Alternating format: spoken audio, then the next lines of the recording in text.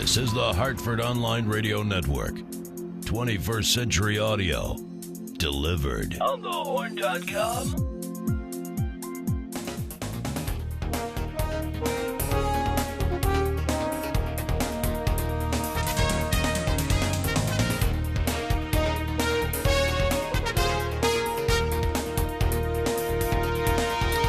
Good evening, everyone. This is Albert Brenner, the Economic Observer, here today on a beautiful Monday in June 6th, is it? Yeah, June 6th. Sure, anyway. sure. And Economic Observer brought to you today by Gateway Financial, Deepwater Seafood, the May Cookie Company. That's at maycookies.com. Maycookie.com. Maycookie.com. Maycookie.com. West Hartford, they're from. Ah, that's good. Gengris Auto Group, Mohegan Sun Casino, you all know where that is, and Budwitz and Meyerjack Accounting. And which is really, this is the only way to do it, is to go to Mohegan Sun Casino, win a bunch of money, and then go to Budwitz and Meyerjack and figure out how to pay or not pay all those taxes. And perhaps in the process to see our folks here at Gateway Financial. Oh my God, this is brilliant. And you'll get your Gateway Financial done so you can spend more and more money on an expensive Gengris car at the Gengris Auto Group and eat lots of Deepwater seafood and have some May cookies for dessert. Okay, yeah, we've got it all covered there. We've got it all covered now. Okay, all right. Marvelous. Well, it's good to be back after the Memorial Day break. I feel terrible. You're in a tie and I'm in a T-shirt. I feel underdressed now. I don't know. Are you on camera? Yeah. Oh, well, so. Maybe we'll just get rid of me. But no, it balances out. We're casual between the two of us. Okay, yeah. So anyway, last show we did before Memorial Day, we talked about inflation. Never actually wrapped that up, and I just was going to offer one thought, sort of concluding thought on that, on why I think long-term inflation isn't going to be a problem. And what really wraps this up is a comment made by Gordon Brown in his book Beyond the Crash. And I was traveling over the Memorial Day weekend out to Ohio and back. And who's Gordon Brown? Picked this up. Of course, Gordon Brown is the former Prime Minister of Great Britain. He was the long-serving Chancellor of the Exchequer. Right after Tony Blair. Yeah. And, of course, part of the deal with his deal with Tony Blair was that once Tony Blair stepped aside, he got to be Prime Minister, but he didn't get to be Prime Minister for very long. No. So, of course, he was defeated in the last election by the coalition of the Conservatives and the Lib Dems. But that's another issue. But Gordon Brown, and this is a good book. It's a little self-serving. It sort of he sort of makes himself out to be the savior of the world in this. But insofar as he appeared to have a prominent role in coordinating global response to the economic crisis, there may be some truth to that. I don't know. But in any case, but he quotes in here a comment made by Lawrence Summers. And for those of you who don't know who Lawrence Summers is, he was the head of, I think was is the right term here because I don't think he serves in this capacity anymore. He was the head of President Obama's sort of economic response team, a former economist, former president of Harvard. He said that the most profound economic event of the past 1,000 years, and that's a big claim, of the past 1,000 years, was the development or the sort of coming online, if you will, of more than 1 trillion people entering into the workforce from the emerging market countries, and primarily, of course, in China and India. And those that huge influx of emerging market talent into the workforce is the reason why inflation in the long term isn't going to be a problem, because I don't think I need to tell you or anybody in our audience that, we have very little bargaining power for wages and salaries today in this country. I think we all know that. We've certainly felt it. People who have jobs are happy to have jobs. And for those of you who are old enough to remember back to those days of the 70s and 80s when you actually expected and sort of pushed for a 5%, salary increase. Right. That ain't happening anymore. Well, now, that comes with a caveat, though, because you might not get long-term inflation, but also your money is probably not going to be the same. It's not a safe haven for your standard of living. I think your standard of living, the average person, is going to go down dramatically. Well, I don't know about dramatically, but I think it will. I think it's heading lower rather than rather than higher. And of course, that has been true, unfortunately, for for the 50% of the people below the median. We've seen that. I've been doing some statistics over the course of the past 2 weeks for my 9-to-5 job, and rather startled to see that the change in median income. This is for, of course, that's an income level. It splits the population in half: 50% above, 50% below, or just as many above as as many below. Yeah. So it's a median household income from 2000 to 2009. It's 10 years. Declined on a real basis by about 0.5%. What was the median adjusted income? Do you remember what the number was? It's tough to really justify it because there are so many outliers. Yeah, because you can only go down to zero. Median household, but this is the median level. So someone who's way above, if they're making 100,000 or they're making 2 million, it doesn't matter. They only count as above the median. This is true. The median level was 48,000. 48,000. 48,000. Yeah.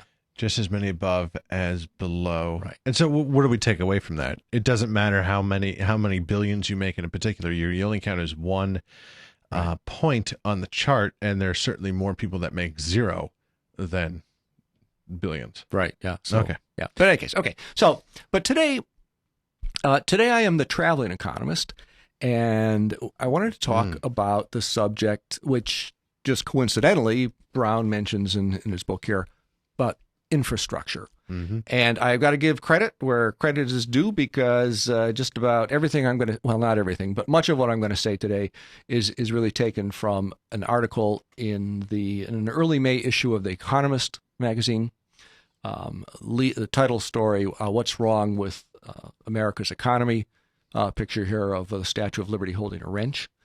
And there is an article in here on the subject of America's infrastructure. I was struck by this in a really dramatic fashion when I went to China 2.5 years ago and spent a short week in Shanghai. Was invited to make a presentation at a commodities conference there, of all things, but in any case, and had a chance to poke around in a little different way than most Westerners do, because I wandered out, and the people at the hotel, which caters almost exclusively or perhaps exclusively to Westerners, of course, they try to shut you into taxis as you go out. And I walked out and walked around and actually ended up getting on the subway system and riding into the center of Shanghai and came back. And the people at the front desk were sort of shocked when they realized I had gone out on my own and had ridden the subway system. Sort of got my own impressions, if you will, but they were very powerful impressions, reinforced all the more so when I flew back then from Shanghai into New York and ended up coming through LaGuardia Airport.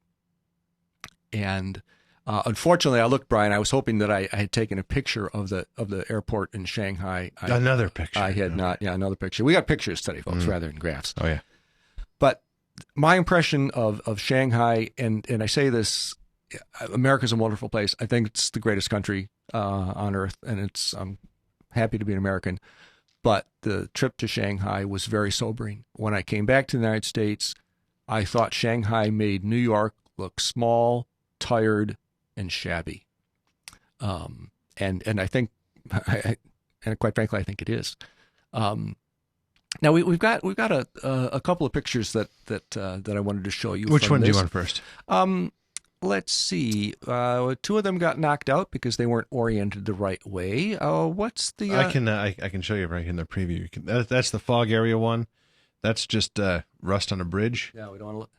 Let's start there. Let's start there. With this one? Yeah. This first picture that Brian's going to show you is just a street corner in Shanghai. When I went to Shanghai, one of the things that I was very worried about. I didn't want to end up. I was worried about finding my way around. How was I going to manage? I didn't read Chinese. Not only when I read or speak Chinese, I couldn't figure out how to read the signs. No problem. All the signs in Shanghai are in Chinese and English. I guess it's Mandarin. I'm not sure which. And English. Cantonese and Mandarin, I think.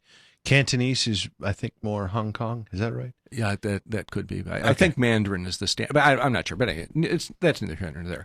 The thing I was surprised too is I expected to find just an enormous crush of people that would just overwhelm me. I found that was not the truth. That wasn't the case. And in this particular case, that street corner you can see there looks just like a street corner you would find in a modern American city. Certainly not in Boston or New York, because wide streets and so on. But it's you couldn't tell the difference from one place to the next. Now the next picture we've got there, these are all Which sort one do you of want? You want this one? impressionist. Now what's the Trees? this is the next one. Okay, trees. This gets to a point. This particular picture is a picture of a highway.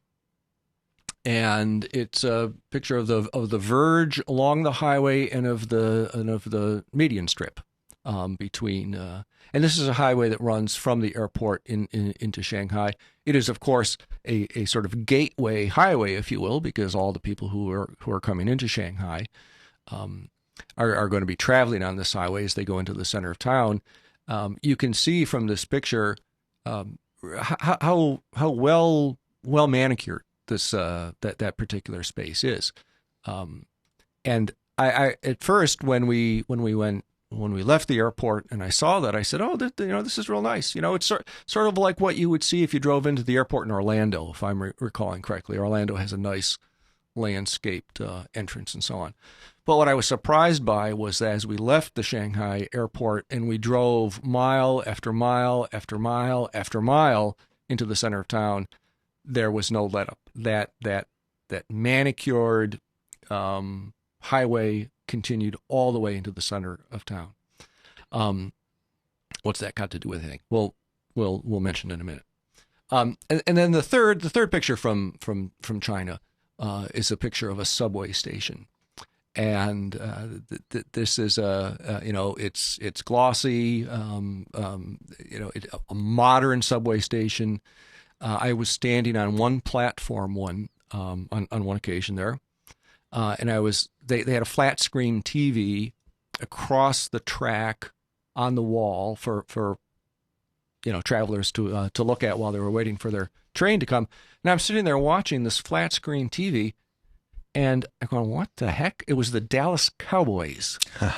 So they were showing NFL excerpts on this. And this was not, by the way, catering to a particular international population here, because this was just a subway station, which. But again, in the process of trying to find my way around, I didn't have any problem because the ticket booths are automated, and there's a button up in the upper right-hand corner. You can press a button, and it goes from Chinese to English. You get on the train, all the announcements are in Chinese and English. So from an English, speaking traveler, I had no trouble getting around.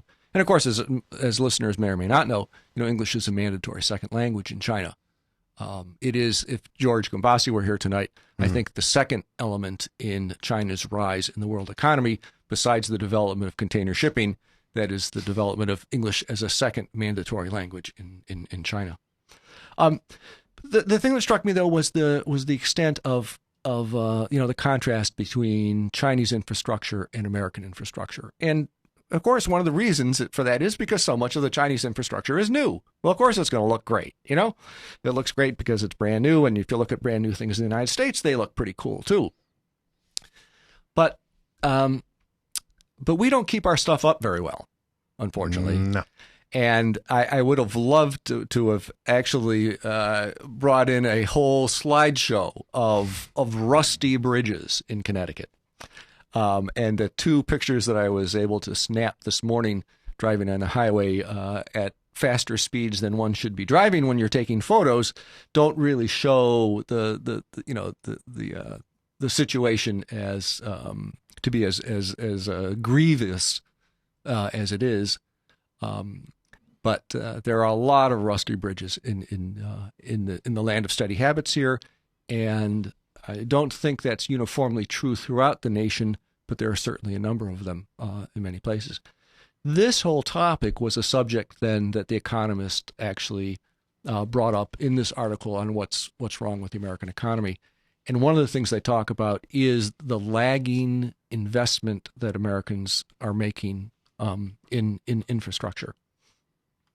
So, of 11 developed countries, Brian. Okay. 11 developed Sounds like a pop quiz, kids. This is a pop quiz, right? Get your number 2 pencils ready. Right. These countries include, let's see, the United States, Germany, Britain, Spain, Italy, Poland, Sweden, Romania, Hungary. Let's see, did I mention Italy? The Netherlands. How many of those people, or how many of those countries have longer commute times than we Americans do, that we Americans have? How many have longer commute times? Can I get the list again? Okay. In no particular order here, Germany, Sweden, Britain, Spain, Italy, Hungary, Romania, the Netherlands, Poland. 1, 2, 3, 4, 5, 6, 7, 8, 9, 10. 8? No. 8. So we've got 10. We've got 10 possibilities here. Yeah. I noticed they've got it. I'm going to say my gut is none, but I think we've got to beat out one of those outliers there. So I'll go with 1. 1. Well, so I don't know what our listening and viewing audience thinks, but these are the countries in the Organization for Economic Cooperation and Development, sort of the major industrialized countries, excluding Japan. The only 2 countries that have longer commutes than we have are Hungary and Romania.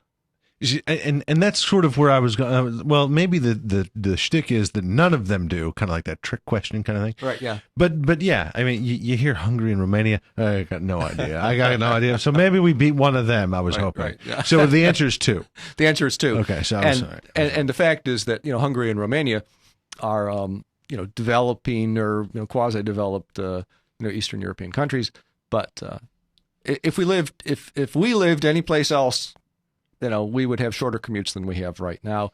And of course, that's partly because America is a big country, but it's also partly because our infrastructure doesn't really support things. Folks in the chat room said that they were going along the same thing. They thought it was a trick question. They were either going to say none or all of them.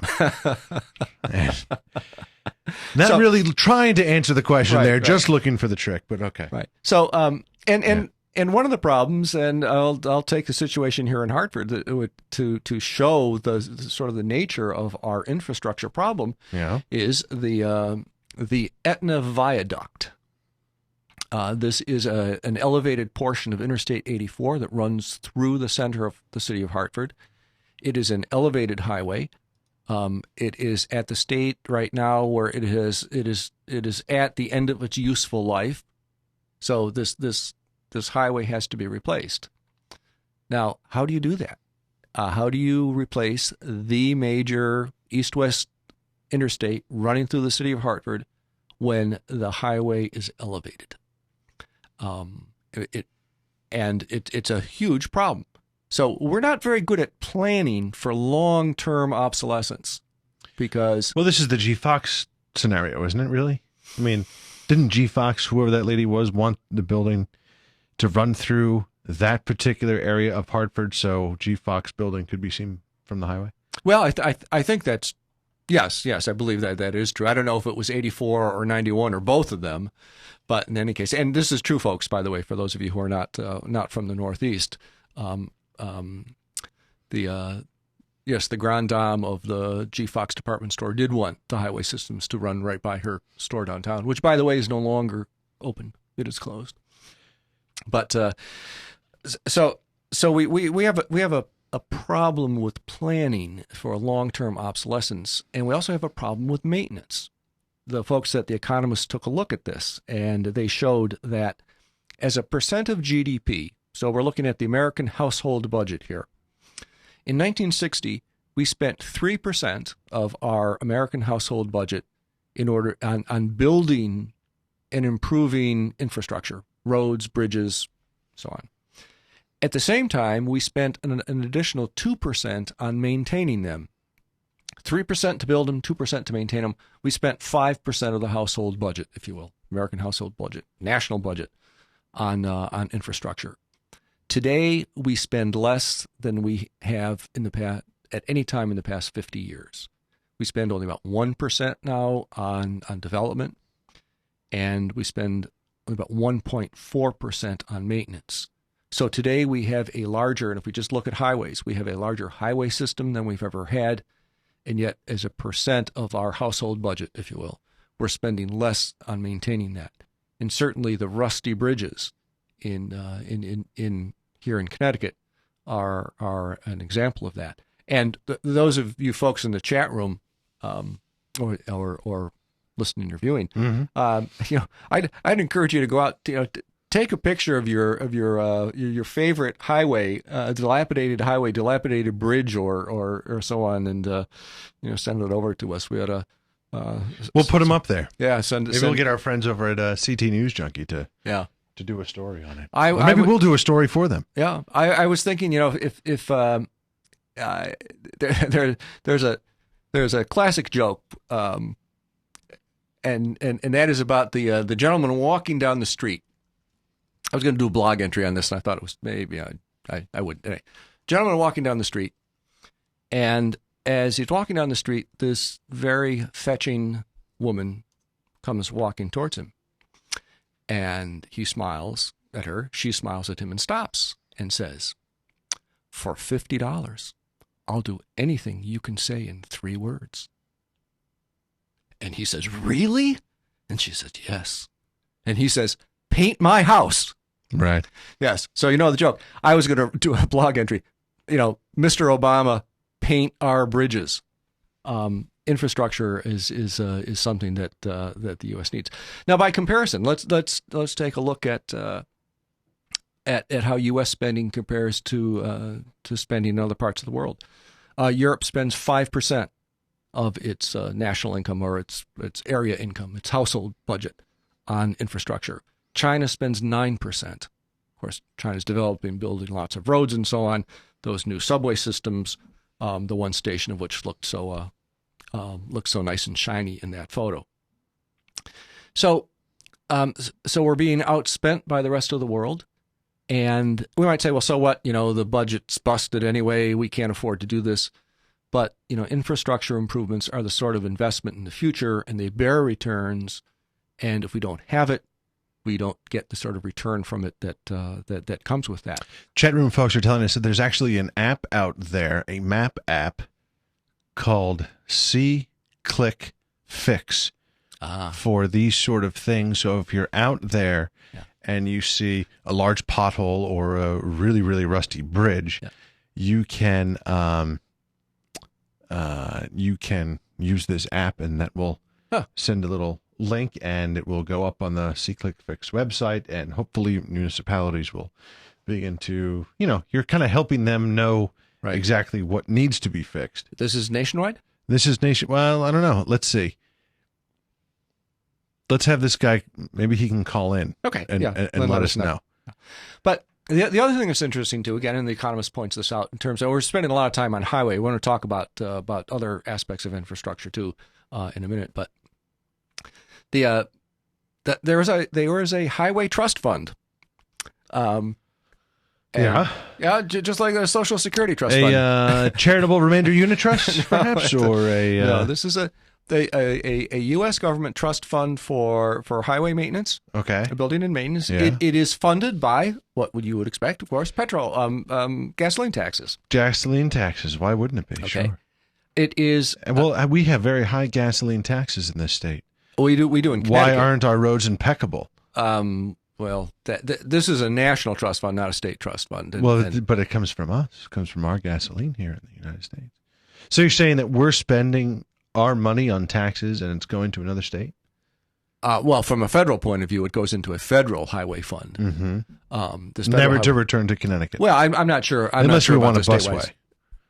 From New Britain to Hartford. That's another. Oh, he brings it all back to the busway. Yeah, folks, for those of you who, again, are not Connecticut residents, our newly elected governor has proposed a busway between... In all fairness, it was on the table. Was it?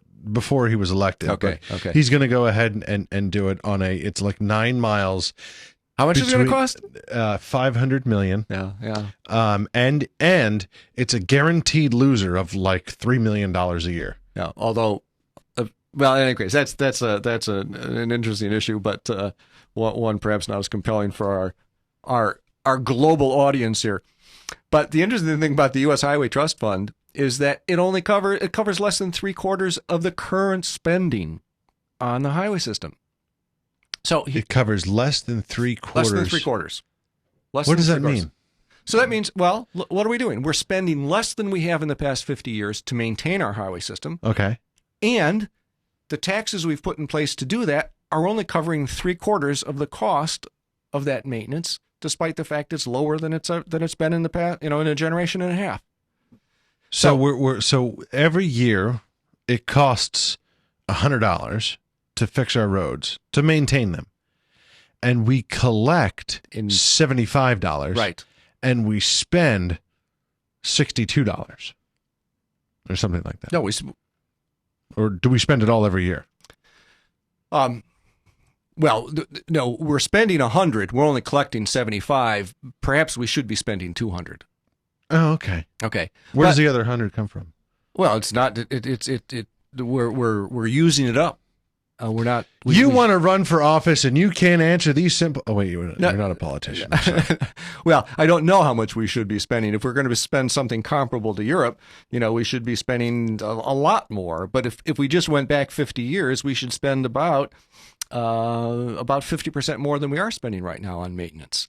So if we're spending 100, only collecting 75, we should be paying 150. But what this is another case, unfortunately, where we're having our cake and eating it too, and we're putting the cost on the expense of a future generation, because the $25 that we're not collecting but we're spending on highway maintenance, I mean that's in the deficit.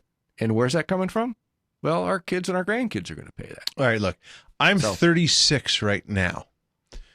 So I'll probably live. Let's say I live to the ripe old age of 85. Mm-hmm. Okay. So I got 50-ish years, 49 years left. Can we keep pushing that off for the next 49 years, or Sure. am I going to start to feel it? Sure. Well, no, I just want to know, because at this point it's kind of like, what? I don't know what to do. Yeah. I'm the sort of second generation of getting screwed on this, and there doesn't seem to be a great solution out there. No, And my generation happens to be very tiny. The generation after me is huge. Yeah. Generation before me, huge. Us guys, there's not a lot of us. Yeah. So I don't know what to do. Well, I think I'm just going to, just go ahead and punt and let someone else figure it out. well. I'm going to join the bandwagon of pushing it off to another generation. Well, or alternatively, I mean, the U.S. isn't one. You could go live in Norway. So I really don't like fish that much. yeah, well, and or those long nights. Yeah, and I don't drink, so I don't know what I would do there. But infrastructure is so the U.S. We're spending less than we ever have. We have a system that is deteriorating, and unfortunately this has become sadly, I think, part of the American way. We build things, but we don't take care of them after they're built, or we cut the budgets. It's part of, and it's unfortunately an easy thing to do. I was reminded of the heap paradox about this, because you're trying to balance a budget and you say, well, what can we put off? Well, you defer maintenance on something. This happens in all sorts of budgets, institutional budgets, colleges and universities, school systems. Maintenance is the sort of thing that gets deferred, because you ask yourself, well, all right, what if we don't paint something this year? We'll paint it next year. What's the loss? It would just stretch things out a little bit. But the problem is that once you get into that mindset, things continue to get stretched and stretched and stretched until you end up in a situation where we have bridges. And here in Connecticut, the thing that I think is most laughable is the bridges where they paint just the ends of the bridges. So you've got rust in the middle, but the end points where they're resting on the concrete supports and so on, they paint that because they don't want that to deteriorate to the point. So where it's going to fall. It'll crack in the middle, but it's no, they have, we don't want you to live through it. So if it just cracks in the very end there, you may be able to kind of slide down the bridge or whatever. Maybe you'll just be maimed for life. If it cracks in the middle and you go down, you're done. So it's a public service that they're doing, really. This reminds me, the delaying of the maintenance reminds me of it. These little things keep piling up. My mother had a great magnet on the refrigerator growing up, and it said, having children is like being pecked to death by 1,000 ducks. and that's sort of what this is we're being pecked to death by 1,000 paintbrushes. Yeah, well, but to go back to Gordon Brown's book for a minute, because he does say that one of the things that America can do, to promote its economic recovery and the global recovery, by the way, is to make additional investments in infrastructure, because those are the sorts of investments, even if they're funded with debt, which they would be, would end up paying us back something. And there's a whole set of things here that besides roads and bridges. You have sparked your first caller here. Okay, all right. We have someone who is calling. Are you there, caller? I'm here. All right. Turn off your radio in the background. I don't know how. You don't know how to do that? Do that. Okay. Well, you were in the chat room, t4america.org/resources/bridges is an app or what is that? It's a part of a website. Yeah. Transportation for America put together this tool, and if you type in a location, you'll find all the different deficient bridges nearby with different color ratings. Oh, really? Oh, we should go check that out. Maybe we can find out. Yeah. Have you done it do you live in Connecticut? Yes. So Yes. have you done it in your local area? You know what? I'm gonna hang up because I can't. I've got like a double feed coming in, but it's a good tool and it's got real data in it. Check it out. All right. Great. We'll check it out now. How cool. Thank you. t4america.org/resources/bridges. Transportation for America, he said, was the group or organization. Yeah. Thank you for calling in with that. But some of the other infrastructure issues, and there are some fascinating ones here. One of mine is signaling systems. We have terrible signaling systems, and quite frankly, it reduces gas mileage and increases gasoline consumption. I'm sure you've all been at a traffic signal that's controlled or has a sensor for a car. When it pulls up, it triggers the traffic signal. But you find a situation where you're driving along a major roadway. One of these sensor-controlled traffic lights is at an intersection with a small side street. A car pulls up, triggers the signal, makes a right turn on red, which they can. The light turns red. You are stopped now at a traffic signal for no reason, because the car that triggered the signal has made a right turn on red legally and doesn't need the traffic light to change. So, I wouldn't think you'd need a lot of rocket science engineering to figure our way around that. And there are other so signaling systems are sort of one of my pet peeves that we could work on that. We have an air traffic control system that dates back to the 1950s and requires planes to fly longer routes in order to stay in contact with the air traffic controllers.